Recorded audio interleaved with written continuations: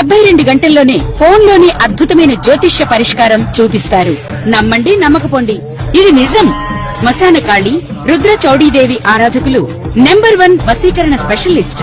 గురూజీ మనిషి పుట్టుక నుండి చనిపోయే వరకు వచ్చే అన్ని క్లిష్టమైన సమస్యలకు పరిష్కారం ఇక్కడ లభిస్తుంది. విద్య, ఉద్యోగం, వ్యవహారం, స్త్రీ ప్రేమ, పెళ్లి, సంతానం, స్త్రీ పురుష వశీకరణం, భూవశం, భార్యాభర్తల కలహాలు, కోర్టు సమస్యలు, విడాకుల సమస్యలు, చేతబడి, అప్పుల బాధ, ఇంకా మీకు ఎలాంటి సమస్యలు ఉన్నా 72 గంటల్లోనే శాశ్వత సెప్టెంబర్ 7వ తారీఖు రాత్రి 9:40 నుండి అప్రాక్సిమేట్గా 9:38 నుండి ప్రారంభమయ్యేటువంటి చంద్రగ్రహణం పట్టుకాలం నుండి విడిపొచ్చేసి తెల్లవారితే 8 అనగా అంటే మధ్యరాత్రి 1:32 వరకు కూడా ఈ యొక్క చంద్రగ్రహణం అనేటువంటిది జరుగుతుంది.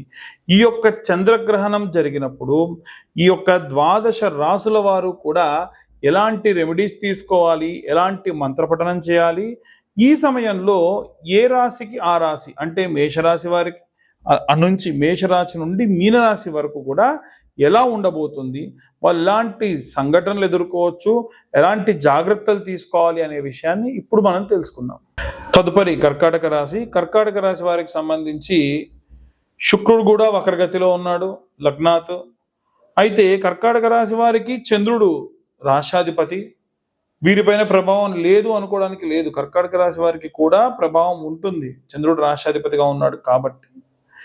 వీలైనంత వరకు వీరు చంద్రగ్రహ సంభావితమైనటువంటి మంత్రం చదవడం మంచిది.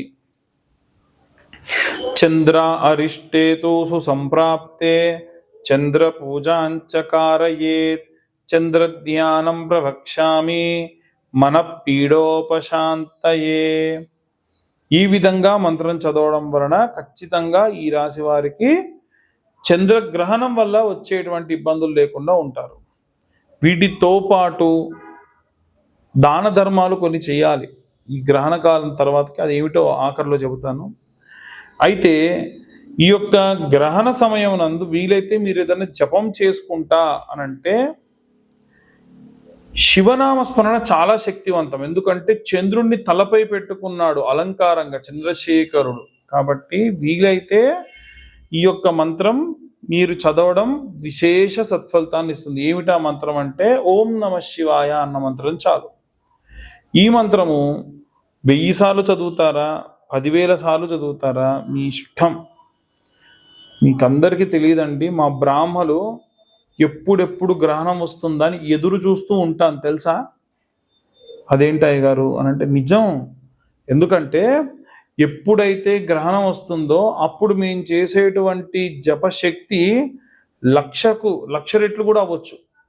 మేము కరెక్ట్ కాన్సన్ట్రేషన్ చేసి ఈ యొక్క దర్భచాప పైన కూర్చొని మంచిగా ధావలి కట్టుకొని తడి బట్టలతోని ఏ బ్రాహ్మలైనా సరే చేస్తే అతని మంత్రం 1000 సార్లు చదివితే 10,000 1,00,000 ఫలితం కూడా రావచ్చు. మరి మేము మీ అందరి కోసం జపాలు చేస్తూ ఉంటాము, తర్పణాలు వదులుతూ ఉంటాము, మరి హోమాలు చేస్తూ ఉంటాం. మరి మా దోషం ఎలా పోవాలండి అంటే ఈ సమయం మాకు చాలా శ్రేష్టమైన కాలం అన్నమాట. కాబట్టి అనుష్ఠానం బ్రాహ్మలందరూ చేసుకుంటారు. ఎవరన్నా బ్రాహ్మల పిల్లలు, వైశ్యులు, ఏ వర్ణభేదం లేదు, ఎవ్వరైనా సరే ఈ మంత్రాన్ని చదవచ్చు, ఇప్పుడు చెప్పిన మంత్రాన్ని. అలాగే ఓం నమ శివాయ పంచాక్షరి మంత్రము అన్ని శక్తుల్ని ఇస్తుంది.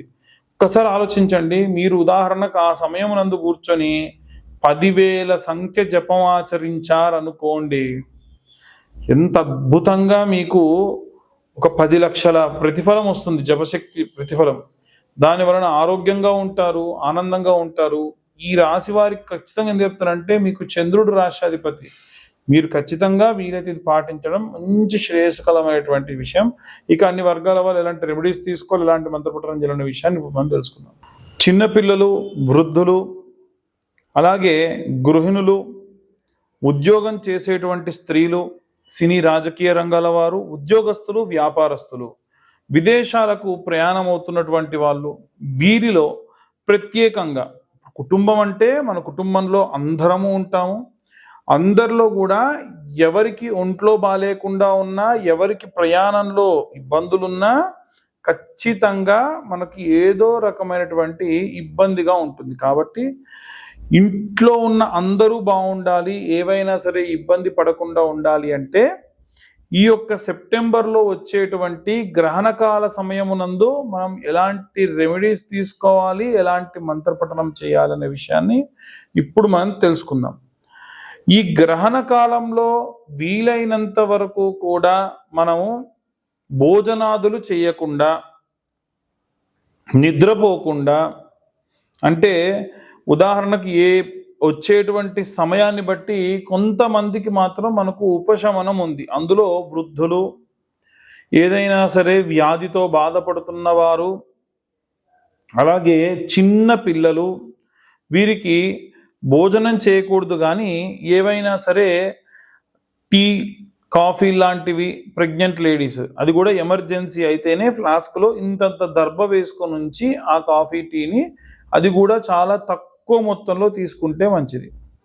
అలాగే ఏవైనా సరే డ్రై ఫ్రూట్స్ లాంటివి కానీ ఏవైనా సరే ఈ గర్భిణీ స్త్రీలు తీసుకోవచ్చు. అలాగే మిగిలిన వాళ్ళందరూ కూడా మంచినీళ్ళు కూడా, అది కూడా దర్భ వేసి ఉండాలి ఆ నీళ్ళలో, దానివల్ల దోషం అనేది రాదు. ఏం మాట్లాడతారండి, ఇవన్నీ ఇవాళ రేపు అంత ఉత్తిదే, ఎవరు చెప్పారు మీకు అలాగా? గ్రహణ కాలంలో మేము అన్నం తింటాం, బయట తిరుగుతాం. చాలామంది వితండవాదులు ఉంటారు. వీళ్ళందరికీ నేను ఒకటే చెప్తా, ఫస్ట్ గ్రహణ మొర్రి అనేటువంటి వ్యాధి రాకుండా చేయి దమ్ముంటే గ్రహణంలో కడుపుతో ఉన్న వాళ్ళు బయటికి వెళ్తే, నడి రోడ్డు మీద గర్భిణీ స్త్రీలకు మేము అన్నం తినిపిస్తాం, ఏమవుతుంది?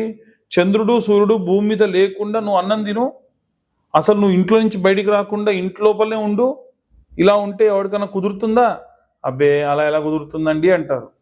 అంతే, గ్రహణ కాలంలో ఎవరైనా సరే బయటికి వస్తే ఆ నెగిటివ్ ఎనర్జీ వస్తుంది. దాని వలన సరైనటువంటి చంద్రుడి యొక్క రశ్మి భూమి మీద పడదు. చంద్రుడు అమృతకారకుడు, ఎంతమందికి తెలుసు? ఒక చంద్రుడి యొక్క కిరణాల వల్లే ఔషధి మొక్కలన్నీ కూడా పెరుగుతాయని తెలీదు. మూర్ఖంగా మాట్లాడమంటే, వితండవాదం చేయమంటే, చాలామంది వితండవాదాలు చేసేవాళ్ళు ఎడ్డిగా మాట్లాడే వాళ్ళు ఉంటారు. ఎప్పుడైనా సరే ఔషధి మొక్కలన్నీ కూడా ఈ యొక్క చంద్రుడున్న 15 రోజుల్లో వెలుతురు ఎక్కడైతే బాగా వస్తుందో వెన్నెల, అప్పుడే అవి పెరుగుతాయి. అందుకే ఆయన మంత్రంలోనే ఉంటుంది, ఓం వం అమృతకరాయ అన్న మంత్రం. ఓం వం అమృతకరాయ అమృతం ప్లావయ ప్లావయ యజమానస్య మృత్యుర్నశ్యతు, యజమానికి మృత్యువు రాకుండా చేస్తుంది. ఆయుర్వర్ధతాం, ఆయుష్ని పెంచుతుంది. అందుకనే ఈ చంద్రుడి యొక్క గ్రహణం ఏదైతే ఉందో గర్భిణీ స్త్రీలకి, వ్యాధితో ఉన్న వాళ్ళకి, గృహిణులకి అందరూ కూడా చాలా జాగ్రత్తగా ఉండాలి. గ్రహణ కాలం పూర్తయిన తర్వాతకి దేవాలయాలలో ఎక్కడైనా అర్చక స్వాములున్నా వారికి తెల్లటి వస్త్రము, బియ్యము, పిండి చంద్రుడి బింబాన్ని కూడా మీరు దానం చేయడం మంచిది. ఇవాళ రేపు సత్తు రేకునో స్టీల్ దాన్నో ఇస్తున్నారు. దానివల్ల మీకు లాభం రాకపోగా ఎదురు ఇంకా నష్టం వస్తుంది. ఎట్టి పరిస్థితుల్లో ఇలాంటి తప్పు పనులు చేయకండి. ఎంత అవుతుందండి? చిన్న చంద్రుడి యొక్క బింబం చాలా తక్కువ అవుతుంది. ఈ యొక్క దేవాలయాలలో చాలా దేవాలయాలు స్వయంభూగా వెలిసిన దేవాలయాలు అయితే స్వామివారి కళ్ళకు కూడా గంతలు కడతారు. ఆ సమయంలో ఆయన యొక్క, ఎందుకంటే అనిమిషులు అంటారు ఈ యొక్క దేవుళ్ళందరినీ కూడా, వాళ్ళు కనురెప్ప ముయ్యరు, వాళ్ళు ఎప్పుడు కను తెరిచే ఉంటారు. గ్రహణకాలమందు వారి యొక్క చూపు పడకుండా కంటికి వస్త్రం కూడా పెడతారు. అందుకనే గ్రహణకాలం పూర్తయిన తర్వాతకి దేవాలయం అంతా కూడా శుభ్రం చేసి ఆ కంటికి ఉన్నటువంటి ఆ వస్త్రం తీస్తారు. ఇలా చేసినటువంటి బ్రాహ్మలు ఎవరైతే ఉంటారో వారికి వీలైతే దానాలు ఇవ్వడం మంచిది. ఏం దానం ఇవ్వాలంటే తెల్లటి బియ్యము, తెల్లటి వస్త్రము. చాలామంది బ్రౌన్ రైస్లు ఇస్తాము, బాస్మతి రైస్ ఇస్తాం, అలాంటివి చేయకండి.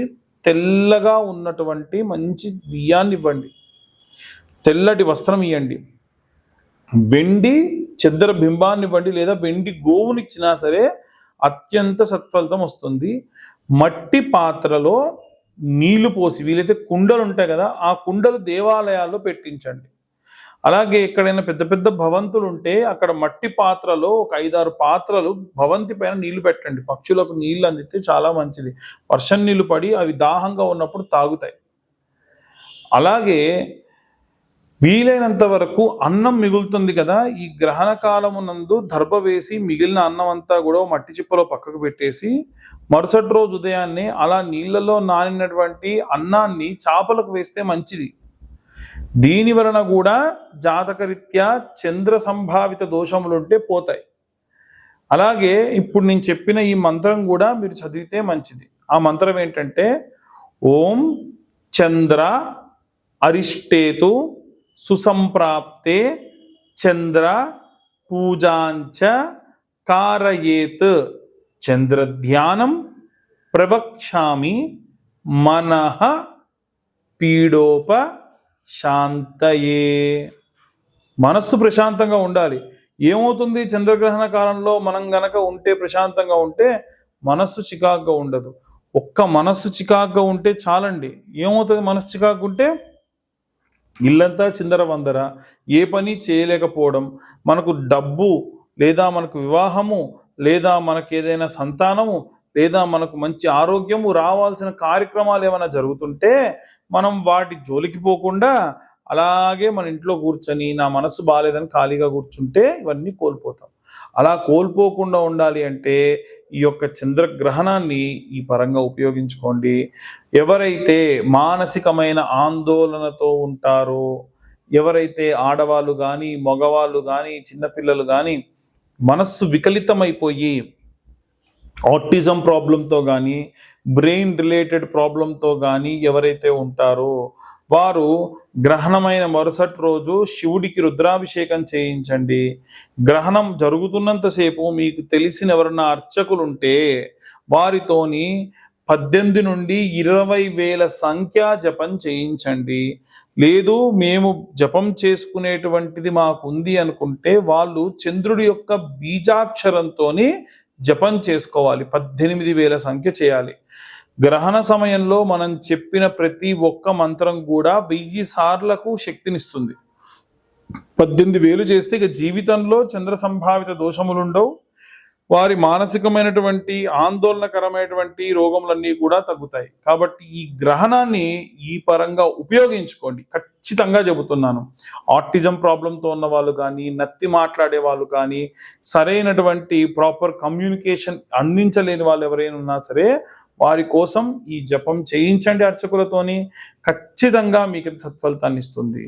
అలాగే ఇవన్నీ కూడా గోచార రీత్యా చెప్పేటువంటి విషయములు మాత్రమే. పూర్తిగా జాతకం విశ్లేషణగా కావాలి అనుకుంటే మీ పేరు, date of birth, time, place కింద ఉన్న నెంబర్కి వాట్సాప్ చేయండి. 2,025 రూపాయలు చెల్లిస్తే పూర్తిగా మీకు జాతకం విశ్లేషణతో ఇస్తాను. చాలామంది వీడియో పంపించి మాకు ఆ మాల ఇవ్వండి, మాకు జ్వాలాముఖి మాల ఇవ్వండి అంటున్నారు. నేను ఫ్రీగా జ్వాలాముఖి మాల అందరికి ఇస్తానని చెప్పలేదండి. ఎందుకంటే ఆ మాలకు అయ్యేటువంటి ఖర్చే ఓ 1,116 ఉంటుంది. నేను జాతకం చెప్పించుకున్న వాళ్ళు ఎవరైతే ఉంటారో 2,025 రూపాయలు కట్టి వారికి ఆ మాల నేను కొరియర్ చేస్తా అని చెప్పా. అలాగే ఇప్పటికీ చెప్తున్నాను. ఎందుకు అంటే ఉన్న సమయం అనేటువంటిది వీరందరికీ బాగుండాలనేది నా ఉద్దేశం. కాబట్టి అందరూ కూడా ఈ గ్రహణాన్ని పాటించండి. శ్రద్ధగా వీలైనంత వరకు జపం చేయండి. సర్వే జనా సుఖినో భవంతు. స్వస్తి.